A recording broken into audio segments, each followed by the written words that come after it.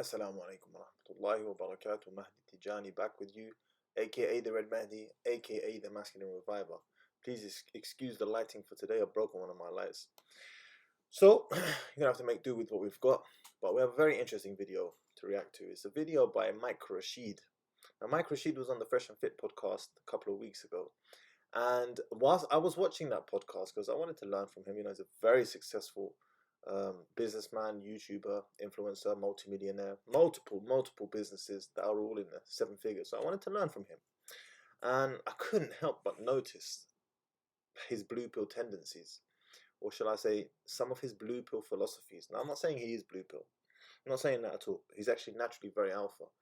However, we have all been infected to a degree with feminist, leftist, blue pill ideals, and you could just see them manifest in how he would speak, his philosophies. Anyway, he's now taken a video reacting to some of the comments that were made on that podcast about him, and I'm going to react to this video now. So let's get into it. Saying, oh, he's purple, he's blue, he's purple. I'm like, what the fuck is all of this? So I went and looked it up, all right? Because I was thinking, is this from the Matrix? Like, what are they talking about, right?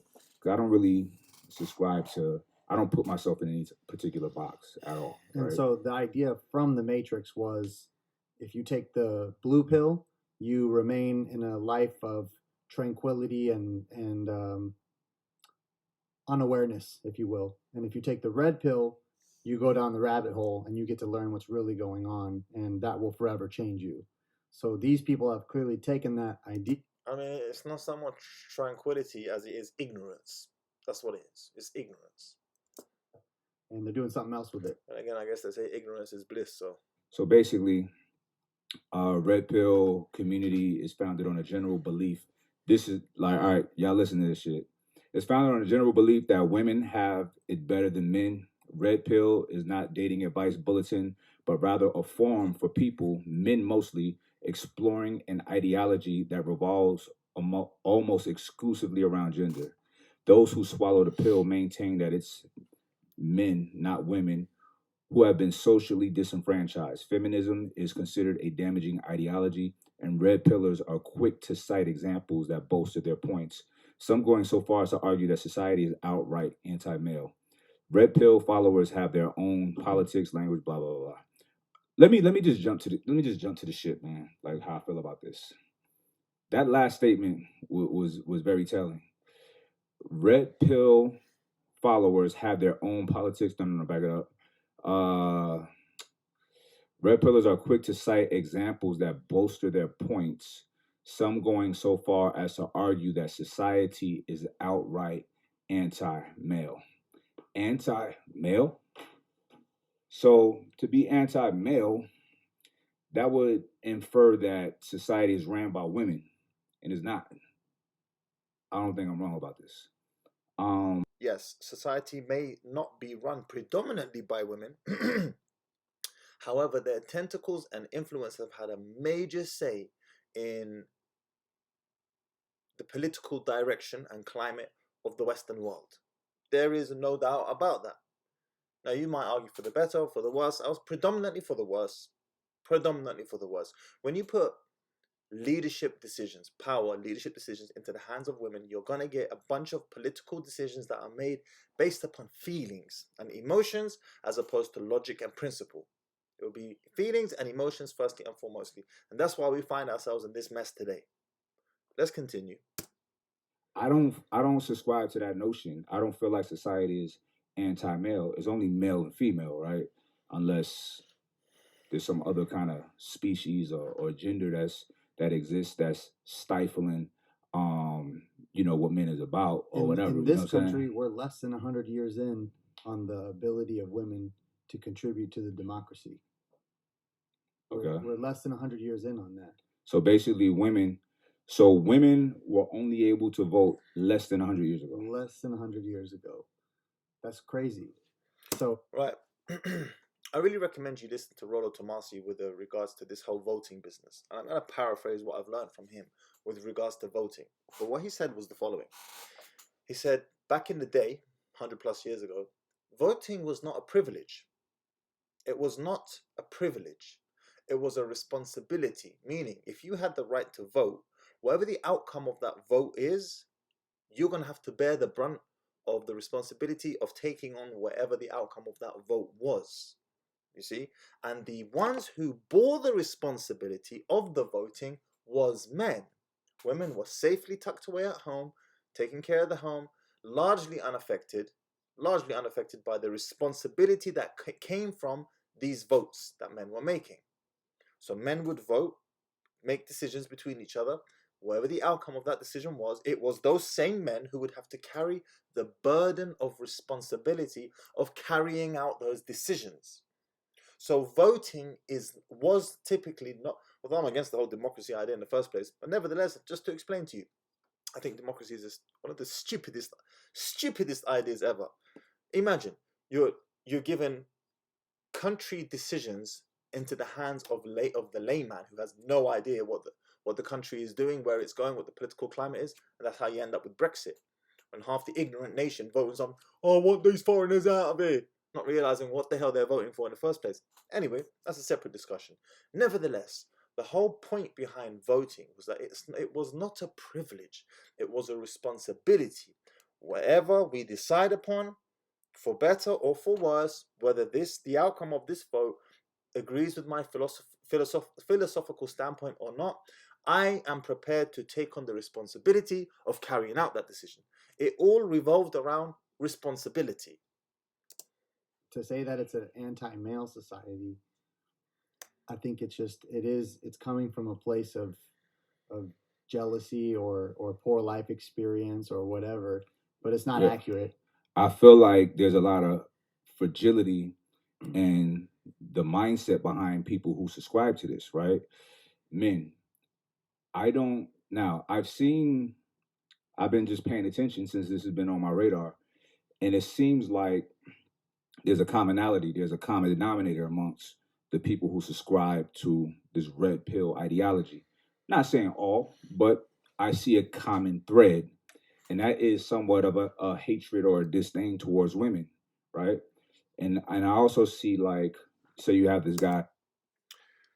Okay, so there is a hatred and there is a disdain, but it's not toward women. It's not towards women per se. It's towards the mindset, the ideas, the philosophies that we have been taught as men living in the West of how to deal with women. That's what the red pill stat is against. Hates, dislikes, whatever you want to call it. So it's not against women per se. We love women, and that's the whole point of it. Is how do we become more successful with women? It's nothing to do with hating women. It's to do with hating the outcomes that men across the board have been experiencing with women as a result of these false notions, ideas, philosophies that have been fed to us over the past 60 years or so. Uncle Kevin Samuels, right? He positions himself as a high value male, right?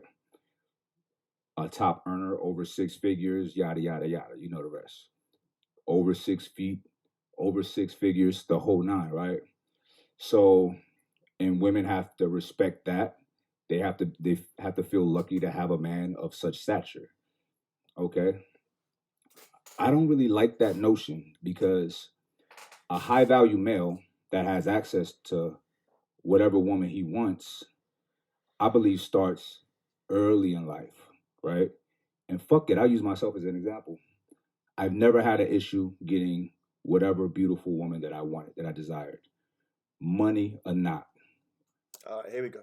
This is where Mike really starts to come off the rails now. He's using his own personal life experiences as a very naturally alpha character, someone who is not only alpha in his character and his demeanor, but also physically extremely strong, professional boxer, very wealthy. Okay, before the money, before the success, he was still a physical specimen, and he has quite a natural alpha attitude. That puts him in a superior position to 95% of the rest of men. So you can't use your own personal. He's basically polishing his own halo here. It's like, hey guys, look at me. I've always been successful. I never needed this. It's a form of showing off. That's what it is. I'm calling it out for what it is, and that's fine. More power to you. Respect. But you can't take your own personal life experiences and say, oh, because I experienced this, that means everyone experiences this. Nonsense. Actually, this is your way of waxing lyrical about yourself, of bigging yourself up, essentially. I feel like a lot of guys are coming into some success, some financial success, and now I'm a high value male because you got money. Money does not make the man. So everybody out there listening, you need to get to the bag. You need to establish a solid foundation and earn money. That's what we do. We're hunters. We go out there and we go get it. We provide, we protect. But money in itself is not the end all. You're correct. Absolutely. Money is not the end all. In this day and age, however, unless you're exceptional at something else, I don't know, you're a scholar of some sort, and you can compensate for your lack of finances in how excellent you have become in your field. Generally speaking, the financial aspect is an important aspect of it. It's not the be all and end all, but it is an important element of it. And money, if you're a lame, money makes you a bigger lame. Straight up. True. And I gotta say this, honestly, there's a lot of people in the fitness industry that I was finding myself hanging out with, being cool with, because we're all making money. But I had to separate myself from them because I'm like, I don't really like these people. You're only cool with me because we're on similar socioeconomic statuses, right? If this wasn't the case, you probably call the police on me. You probably wouldn't, you know what I'm saying? And a lot of these people, they're putting forth all of their material things. And I'm not against materialism. I'm a materialistic person. It doesn't define me, but I like nice shit. I'm not going to act like I don't. But you'll never see me just project like funny looking suits and posting my car every day and just goofy shit like that. So I had to separate myself from people like that, right? Because that's not who I am, right? It's so much more. So I had a dope life all my life. You know what I mean? Money or not. So, and I've had access and my pick of some of the most beautiful women in the world. It is what it is. That doesn't come from money. You know what I'm saying? That comes from just who you are, your character, how you. So you'll notice here that the guy that Michael Rashid is talking to is staying dead silent. Read into the silence. Why is that?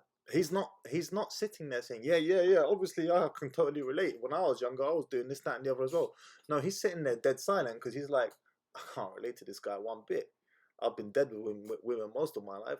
And it's only recently, since I started earning a bit of money, that I finally started picking, and becoming more mature and growing into my masculine frame, that maybe I'm having a bit more success with women. I don't even know the other guy. I don't even know whether what I just said just now is true or not. But point is, he's dead silent. Why? Because he can't relate. What Mike is talking about is something exclusive to him. He's an exception to the rule, not the rule. He's a specimen, and he has natural alpha tendencies. Great, more power to you. But don't take yourself as an exclusive example and then use that to say, this is how it should always be. This is how all men should be. And if you're not that, then you're not that. That's not the way it works. Brought up, and I'm a gentleman, I noticed that a lot of these red pillars, it is what it is. They want to talk down to women, whatever, and they like to throw out the term simp, right? This is the thing. They act alpha, or they say you're beta, you're a simp. Not one of these guys will say that shit in person. You know what I'm saying? I'm not a simp, and I'm not beta. I thoroughly recommend you go and watch the Fresh and Fit podcast. I should have taken clips so I could show you guys here. I want you to go back. I'm going to put the link in the description to that podcast where they interviewed Mike Rashid. And you decide for yourself. You decide for yourself. The guy is naturally very alpha. You can tell that. But he has been infected by Western, feminist, leftist ideals on how to deal with the opposite sex. And there was a brilliant video that I really wanted to react to this morning, but it was taken down. It was a discussion between Rollo Tomasi, Fresh from the Fresh and Fit podcast, Fresh CEO, and Robert Kiyosaki. And man, it hit me hard. They've taken it down now. Robert must have asked them to take it down. Robert Kiyosaki is the author of Rich Dad Poor Dad. But Robert, after 35 years of marriage, his wife left him. And she used a very specific wording. Now, if you've listened to any of Robert's books, you'll notice he always says Kim and I, Kim and I, Kim and I. He always puts his wife in the sentence first. You might think that's trivia, that's nothing important. No, it's very telling, actually. It's extremely telling. It's an indication that he has pedestalized her, or did pedestalize her. And Robert Kiyosaki, he read The Rational Male, he recently became red pill aware, and he said, when my wife left me, she left me 4 years ago at the age of 70. Imagine, man, 70 years old. He's 74 now, still single. And she said to him, and pay attention to the following words. She said, I don't need you anymore. Whew. Wow, that must have hurt. Because Robert, they built together, but he helped build her real estate empire. And she turned around and said to him, I don't need you anymore. A very important point here. What does this mean? Why is she saying I don't need you? Because women fundamentally, whether they admit it or not, want to need a man. No matter how wealthy they become, what she's saying is, I want to need you, but I don't need you. So I'm going to find another man whom I need. Women want to need a man, but they want to be wanted. Men want to be needed by their women. Because we're the breadwinners, we want our resources to be valued, we want to be needed. We don't necessarily care about being wanted per se. I've lived in a relationship before where my wife said to me straight up, I don't love you anymore. I said, I don't give a shit. We've got kids, we're gonna make this work. But if she said to me, I don't need you, that's a different story. Women are opposite, they don't want to be needed. She doesn't want your survival to depend upon her. It's a put off for her. She wants to be wanted. She wants you to be just fine without her. You'll be fine without her. But it'll be even better with her. That's how she wants it. She wants you to want her, but she wants to feel like she needs you. Even a wealthy multimillionaire like Robert Kiyosaki's ex-wife, Kim, even she said it. And you've got to read between the lines. I don't need you. She didn't say I don't want you. She didn't say I don't love you. She said I don't need you anymore. Meaning, I want to need you, or I want to need a man, but you have pedestalized me so much, you have put me up here so much, and you've put yourself down here so much that now I genuinely believe that I'm better than you, and I don't need you. Never ever pedestalize your women. Number one, because it's simply not true. They do need you. Women will die without men. Kevin Samuels has talked about this extensively on his program. Go and watch his program, his YouTube videos on this. Women will die without men. Men run the infrastructure of the world. Period. But men have civilized the world to such an extent that women actually believe, hold on, we don't need men anymore. It's nonsense. They'll die without us. We won't die without them. We're better together, don't get me wrong. Life's nicer and happier together, but we can live without them to the end of our natural lives. We will not perpetuate the species, of course, but we will live to the end of our natural lives without them. Women will not live to the end of their natural lives without men. So women do need men. But the moment she feels like she doesn't need you, you are in trouble. Clearly, right?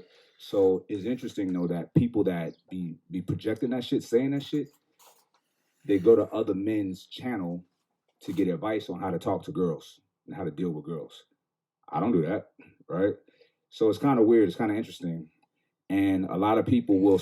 Yeah, what I will say is those guys calling Rashid a simp and a beta and all of that, this is an element of... I'm trying to explain this concept right now. They know that Rashid is a naturally very alpha guy, and he's also very successful in business, in life, and so on and so forth.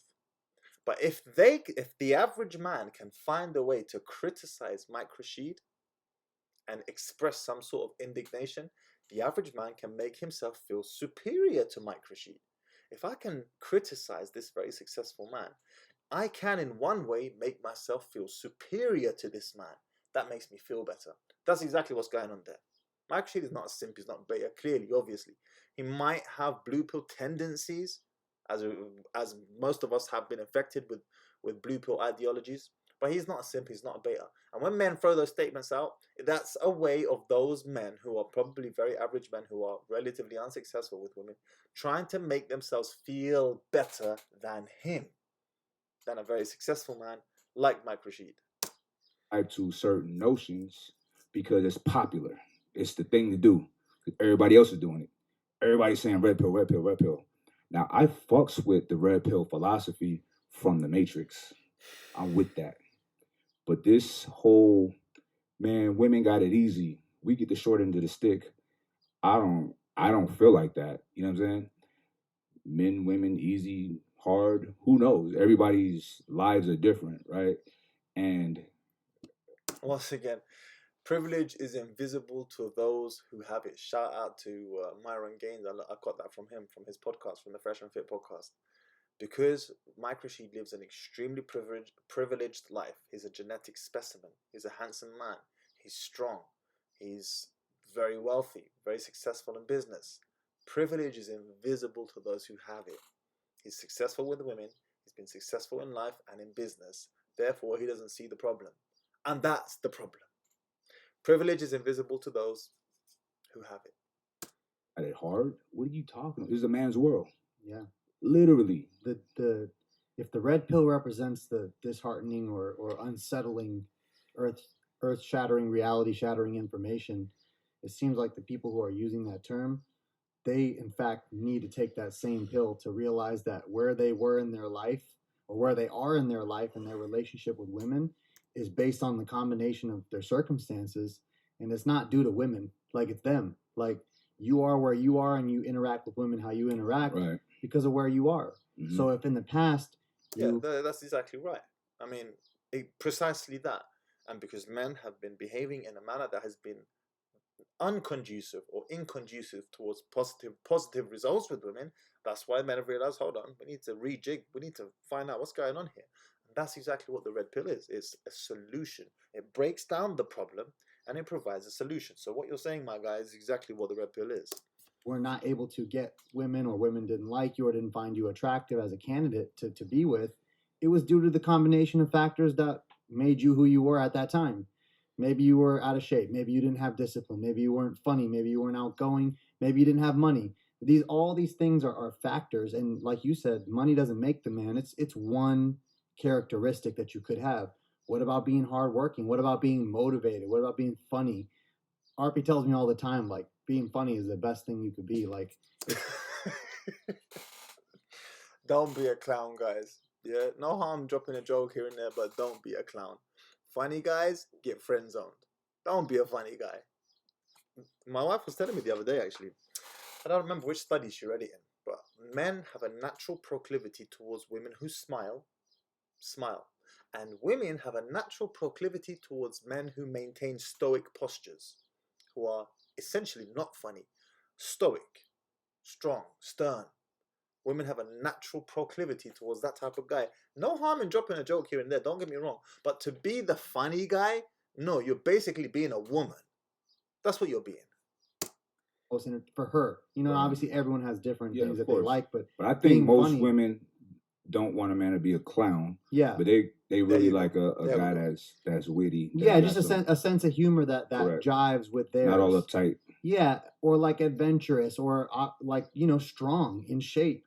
These are all things that matter. So like, it's not just about money. And so if girls didn't like you, if you're one of the people listening right now, that's not on them. That's on you. Like, you have to. That's the red pill that needs to be swallowed here. Is that you're in charge of your reality. You're in charge of what people think about you and how you portray and project yourself. Right, 100%. And I'm talking about this because I know a lot of people agree with this. What we're saying is common sense, right? It's very rational.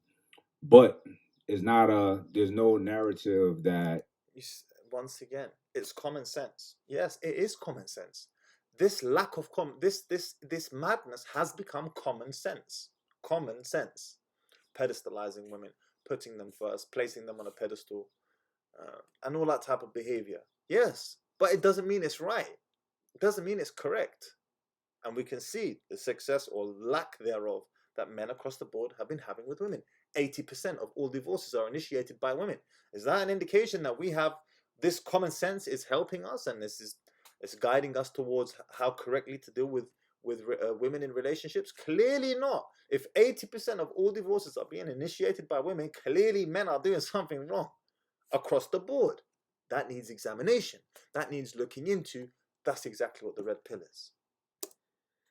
That goes against this red pill philosophy, right? So, and look, people don't need to think about what they're subscribing to sometimes. think about the box. Like people are literally putting themselves in these goofy ass boxes that somebody else came up with the rules for. That's like mental prison, right? I'm diving into a box. I don't subscribe to no kind of fucking box because life is way too dynamic. I might feel like this one day and feel like this another day. You know what I'm saying? So I would never say, look, one of my favorite quotes is from Lao Tzu. It's from a book called Tao Te Ching. Y'all check that out. Tao Te Ching. Taoteching.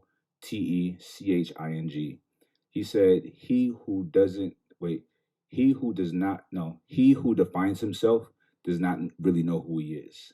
And that's real shit. You know what I'm saying? Because you think you know, but you don't really know, right? I think that would be a great time to take your own advice, Mike, because you're talking on a topic that you really don't know much about at all. And that's because you have lived a privileged life of, number one, naturally being quite alpha, number two, being a genetic specimen, physical specimen, and then number three, being a successful businessman and influencer. That's a position of privilege, and you are talking about something that you don't know anything about. That's great advice. I suggest you take it. Oh, that I don't know shit.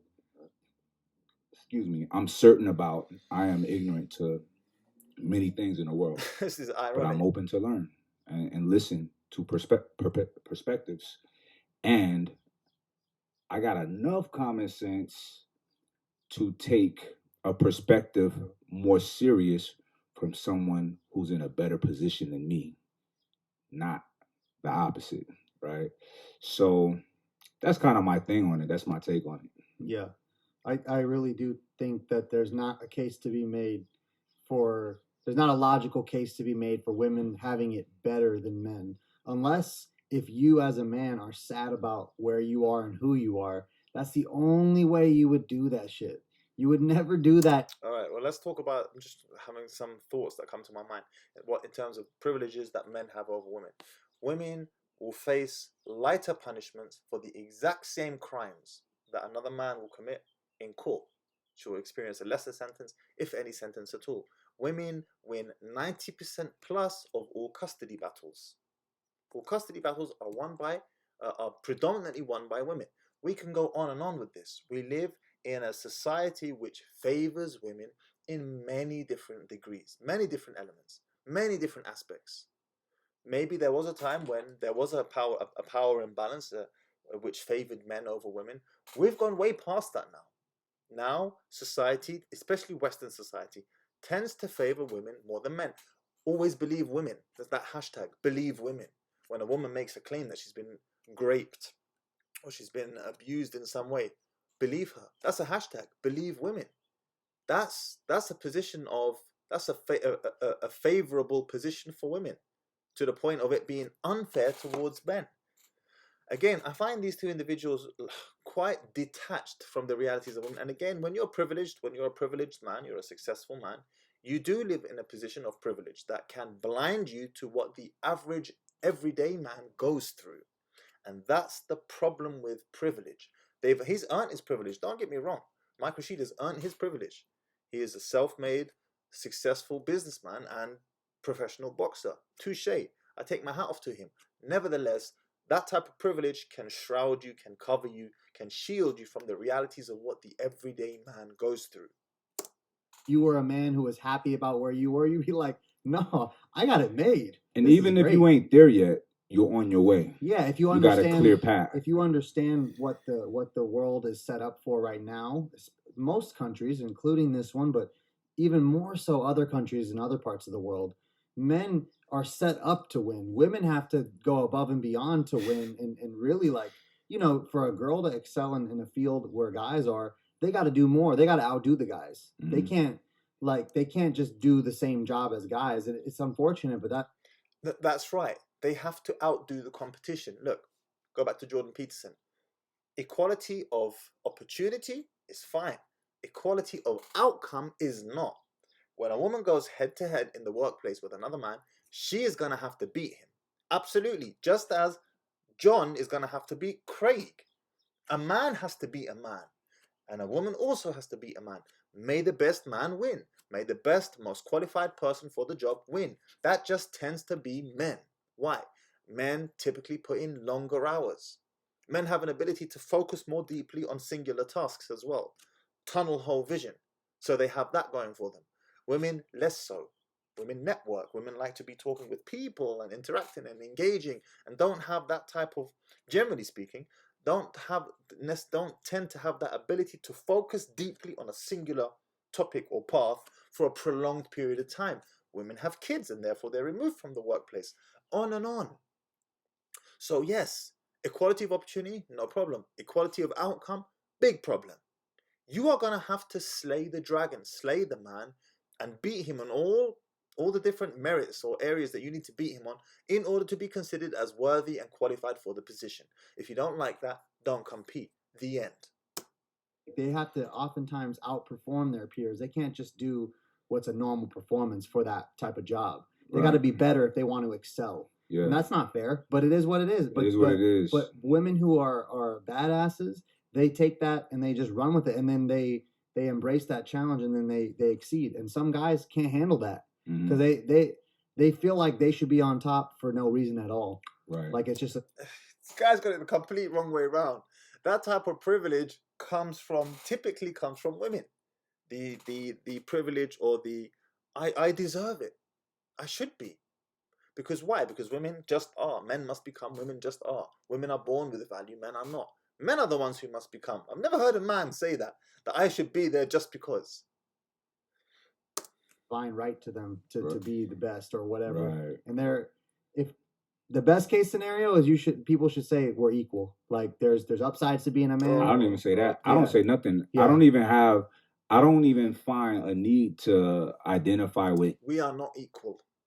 We are not physically equal. Even our physical strength is equal. We are not emotionally equal. We are different on so many different levels. You can make an argument that there are more similarities between us than there are differences. I don't know if that's true or not. Jordan Peterson has made that claim before, but we have significant, stark differences between us on a physical level, on a biological level, on a hormonal level, and that affects how we think, our ability. If we can agree that men are naturally, physically stronger than women, then is it so much of a stretch to imagine that perhaps men have a natural proclivity to excel more in the workplace as well than women do? Is that so much of a jump? If we can agree that a man is physically naturally stronger than a woman, and that men and women should not compete in physical battles with each other, boxing, wrestling, football, men across the board, you don't need me to tell you this. That's why we have gendered sports, right? That's why we have gendered sports. So is it so much of a jump then to make the suggestion that perhaps if men are physically stronger, perhaps they also have a greater advantage cognitively, the ability to concentrate for longer until they've built something? That's why men have built the world. Is that so much of a stretch? I don't think so. We are not equal. Does that make women inferior? No, they're not inferior. We're different, but we're certainly not equal. Hear that shit. It's just, I'm living my life. Yeah. We're living our lives. It doesn't need to be. And how do you quantify who's each other's value? Like, it's really, there's a lot of things that we bring to the table as men. But shit, I don't have that fucking pompous and cocky attitude of like, yo, y'all better. We're going to stop it here. So that goes on for another 12 minutes or so. I'm going to put the link of the video in the description. I'll also put the link of the interview with Mike Rashid on the Fresh and Fit podcast. Check it out for yourselves as well. I don't know what to say, man. I don't know what to say other than even naturally very alpha individuals like Mike Rashid have been infected with blue pill tendencies, Western feminist gynocentric ideals. And you know what? So have we all. So have we all, myself included. The point is to just become aware so that you can cleanse yourself of these false narratives, false notions. I wish I could put that Robert Kiyosaki interview with Rolo. They've taken it down. Such a shame. You can see the pain in the man's voice, like the pain in his voice. It was real, man. That pain was real. And he was like so baffled and said, now it makes sense to me. I understand. I understand now. Anyway, if you found value in this video, hit the like. It helps with the algorithm. to help the video reach more people. I have to explain it because I remember my dad saying once, why does everyone always ask to hit the like at the end of a video? I explained to him, I said, Baba, it's because it helps to get the video to more people, which is the whole point, right? So hit the like, hit the subscribe, let me know what you think in the comment section. I'll catch you on the next one. Assalamu alaikum wa rahmatullah.